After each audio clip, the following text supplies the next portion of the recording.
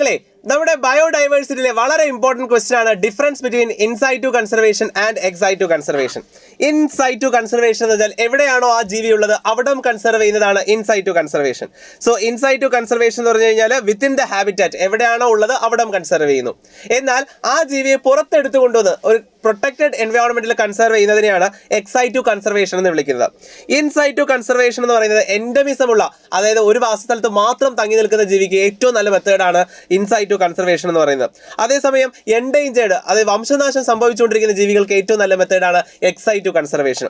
ഇൻസൈറ്റു കൺസർവേഷന്റെ എക്സാമ്പിൾസ് ആണ് ബയോഡൈവേഴ്സിറ്റി ഹോട്ട്സ്പോട്ടുകൾ, നാഷണൽ പാർക്കുകൾ, ബയോസ്ഫിയർ റിസർവുകൾ, സാക്രഡ് ഗ്രൂപ്പ്സ് ആൻഡ് സാങ്ച്വറീസ് എന്ന് പറയുന്നത്. എന്നാൽ അതേസമയം എക്സൈറ്റുവിന്റെ എക്സാമ്പിൾസ് വളരെ ഇമ്പോർട്ടന്റ് ആണ്.